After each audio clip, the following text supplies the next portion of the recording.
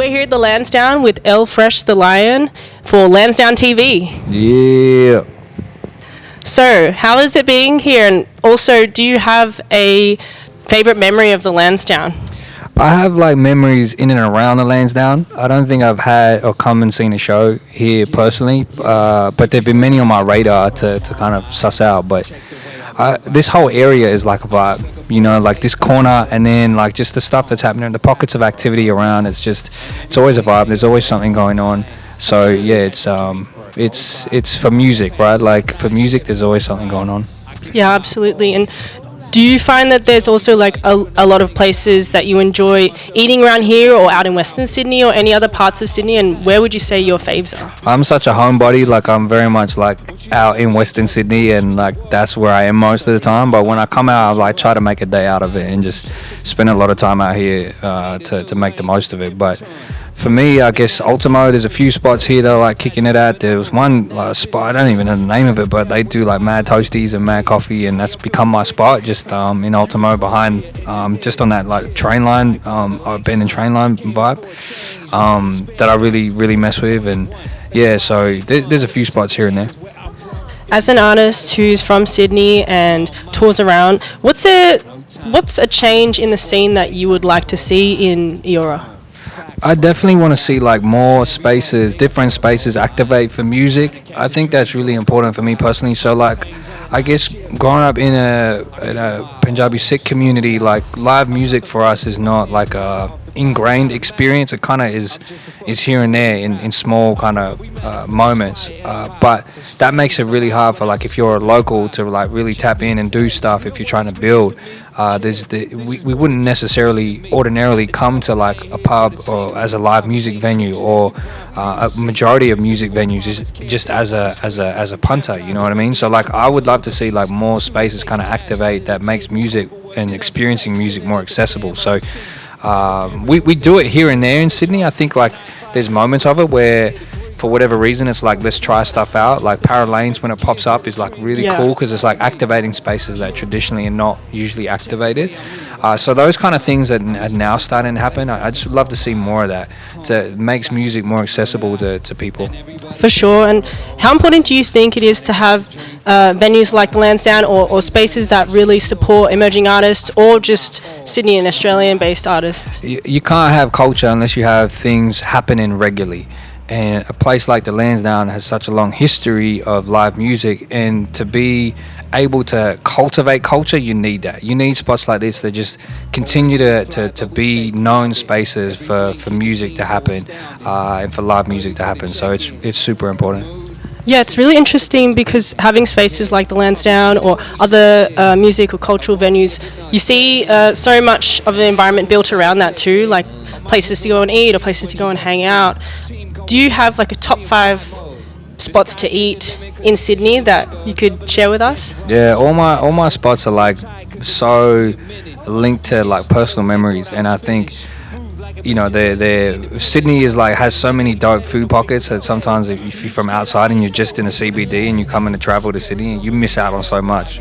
For me, there are a few spots, like the first one that comes to mind is actually a food truck or like a portable kind of thing, a pop-up called Plant Based Eatery. They do like vegan Thai street food, and it's just the bomb. Like me and my wife, we like follow them. If they're an hour and a half away and we're craving it, we will go follow them. But they pop up in Sydney every now and then, and so we try to check that out. On the same vegan tip, there's a spot in Cabramatta as well, which I really love, called Onion, and they do like a whole vegetarian vegan menu of just the most amazing like stir-fried noodle dishes that you can think of, and that's in Cabramatta, and Cabramatta is like a hub. Oh, there's so much good food there. Yeah, it's that's a vibe. I'm kind of sad I'm giving that away because everyone's gonna go and check it out and jack up the prices. But that's what is a vibe. And then I've got to shout out also like the whole Harris Park precinct for like what it's become as Little India. Like the food experiences you can have out there is just so unique. So like one of my favorite Indian dishes is called pani puri, which is like this. It's hard to explain, but it is an experience. It's like this crunchy hollow ball, and then you stuff it with like potato and this kind of spice mixed water, and you just put it in your mouth whole, and it's just this amazing fusion of texture and flavor. But they do them like how you do it in India. Like it's not a thing where you sit down at a restaurant and someone and you order it off a menu and it gets brought to you. It's like you stand on a corner and you're just like, yeah, hook me up, and they just keep feeding you and feeding you and feeding you. So they do that in Harris Park, just on the corner there of the main Little India precinct there. So that's got to be a vibe too. Yeah, the West is like, honestly, there's just so much good food out there. Now, I want to ask you about your artistry and how, when you perform or when you have a show, do you have a pre-show or pre-performance ritual that you undertake? For me, the one thing that I always go back to is a bit of visualization. So I like to be in a place, know what it looks like and what it feels like. If I haven't been there before, then it happens during sound check or after having done a sound check, where I'm like, okay, I kind of sit down before I go on and just close my eyes and imagine like what that walkout is and how I want it to feel, and just try to imagine the specifics of like that particular moment in an ideal world of what I want it to look like and feel like. And that tends to like really set me up well for a show. Following on from your pre-show ritual and really being able to set yourself in the zone, do you have any approaches to how to manage your mental health or ensure that you're feeling healthy whilst touring or whilst practicing your art? Yeah, it kind of ties into some of the previous questions. I think good food is a big one. Like if you're on the road, it can sometimes be hard to get like good, clean food, like in a really accessible way. But I feel like that's a game changer. Like when you're on the road, making sure like kind of watching what you eat and like trying to make it so you are sustaining yourself physically as well by what you consume. And then just like keeping the circle tight when I'm on the road. I don't do any of the extras, you know what I mean? Like it's just me, my team, and that's the fam on the road. And just keeping that close is, I think, really important. It grounds you. And my team, we love to make fun of each other too. So that just keeps us grounded and detached from, I guess, like the show, where it can be very much like artist and then audience, and then there's that interaction. We just take the piss out of each other, and it just like reminds us of being back home. Wherever we are in the world, we just take that with us, and it just humbling in a way. It's humbling, and it's just fun, and it just makes everything so much more memorable. So those are some of the things I lean on. Mm-mm. And before we talked about changes that we might want to see in Sydney, how are there changes in the broader industry that you would be interested in seeing? What are those? Yeah, look, it's always a big question, this one, and there's been changes over the years, but I feel like it's just for me the big one that I want to see is just like how much we take ownership over and pride in and around our local music that we create, to the point where it's like, if we're all ambassadors for it in such a passionate way, then that'll bleed into just the rest of the public like jumping on. I feel like that's something that we haven't necessarily hit yet, and I think at an industry level, there's kind of like so many barriers to entry for those who are not in the music industry to be able to know and appreciate and get access to the wide range of music that we have on offer in Australia. Just for some reason, there's something structurally, there's something at different levels in the industry. I feel like there's a barrier between the everyday person and Australian music, and taking pride in it and being able to love it and appreciate it, and like also want to fly the flag for it, and put it on the same tier as like music from anywhere else that people are enjoying and appreciating. So I'd love to see that change. I don't know what the answer is and how that is going to happen, but I think part of it is maybe just us figuring out what those barriers are, and then also just like us kind of chipping away at whatever mindsets that we might have individually of Australian music and how we perceive it. Because if we are those ambassadors, those proud ambassadors, then it's just like it goes back to that saying. It's like no one's gonna like believe in you if you don't believe in yourself, right? So it's like, okay, well, I got to extra believe in our scene so that people also buy into it. Yeah, absolutely. Like, you don't want to gatekeep it, and you also don't want people who don't feel like they fit into this like music world circle to not want to access it because they don't feel part of it. Yeah, 100%. Like, it's their music too. It's from here.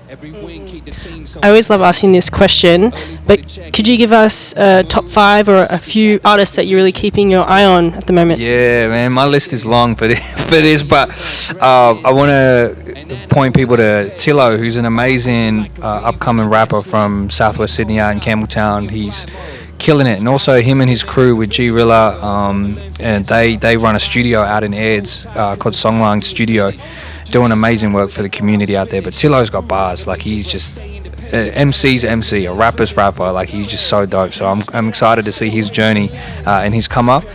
There's also R&B artist out from Campbelltown Ways called K-Law, and he's on the come up too, and he's just like got such a polished sound and refined sound with what he does musically. It's just like so dope, and just like, yeah, it's like money for your ears. It's just really, really, really cool. Another artist from Campbelltown, keeping it Southwest, is Raya, and Raya's R&B soul artist, super young, has a massive trajectory. She's been killing it. She's got Triple J Unearthed honors, and she's performed on South by Southwest stages as well. So she's already kicking so many goals, and she's just about to finish year 12. So she's definitely one to watch out for. Another artist I'm keen for people to check out. There's so many to pick from. Who do I pick? Jess Jade. Another artist from the Southwest. She's from out Liverpool ways. She's an R&B vocalist, singer, amazing, and she's just got this kind of like superstar vibe about her that I feel like people are sleeping on. She's like a homegrown superstar. She has the whole skill set and range for people to really see that. But you just gotta expose yourself to her. And the last one, I'm going to plug something new, which is a group called The Browns, which is actually myself, AY, Mania, and Zane. We did this cypher video a couple months ago, and it did its thing. And just off the back of that, like I hadn't met some of the boys, and then properly connected with AY for the first time, and we just had this crazy chemistry, and we just been in the studio since and just working on a mixtape, and just what we're creating sonically, and like what it is, like this fusion of like Indian sounds, like so raw, and like it's just like hip hop as like what hip hop is at its core, and we're just having so much fun with it. So that's something I want people to keep their eye on for sure. Yeah, that's so cool. I feel like collaboration is really what brings out other like newness in yourself as well, like being able to mix your flavor in with other people and bring something 100%. completely new. And those boys, like, they're pushing me. Like, when you get to a certain point, I feel like I've been doing music for a while, but like AY's dope, he's got his own style, and Zane is like a phenom, like when it comes to spitting bars, and man, it's just pushing me to a whole other level too. It's just like, insane chemistry. So people need to check that out. Yeah, I love it. It's so cool. Thanks for sharing. Remaining on the Sydney train, what do you think is Sydney's best kept secret? Oh, that's a tough one. Yeah. No, it's cool. I got one. I'm gonna say my DJ, Nicole Tanya. Best kept secret, but not really secret because she's always around, killing it everywhere she goes and doing amazing things. But it's one of those things where it's like we have so much talent. Nicole's an example of that, where it's like it's world class, and it's just, it goes back to what we were talking about before. It's like people need to tap in and like just really check out the vibe. But she's 100% a vibe, and should not be a secret. The best kind of secret. Yeah, 100%. As an artist who's from Sydney, how important do you find touring regionally to be? Early on for me, that was huge. Like, it was very much a part of the strategy of like live music and trying to get to as many places as possible. And I guess, like my come ups, like we're talking a long time ago. We're talking about like 10, 15 years ago when I was really like trying to break and make some noise. And live was the way that I was trying to do it. And regional, we would just try to hit anywhere and everywhere we possibly could, take any opportunity we could get, because it's like there's so much opportunity there, and people hungry for good music. And so if you can give them a good experience at a show, it's like they become fans for a long time, and they appreciate you going out to them and spending the time to go out there. So and some of my best memories on the road are in regional areas, like 3 hours out of Perth, going down to like Margaret River and Nannup and stuff like that. Is some of those memories are just etched in my brain and in my heart. So I think it's super important if people can get out to the regions, because they're hungry for it too. Yeah, for sure. It's like they have their own culture too, especially the scene, and so bringing your culture from Sydney, Western Sydney, out there is like showing a new breath of air. It's awesome. And the last question I have for you today, very important one, is it rock, paper, scissors, scissors, paper, rock, or paper, scissors, rock? Rock, paper, scissors, for sure. I agree. Yeah. All right, thank you so much for your time with us here at the Landsdown. This is Elle Fresh the Lion for Landsdown TV. Thank you.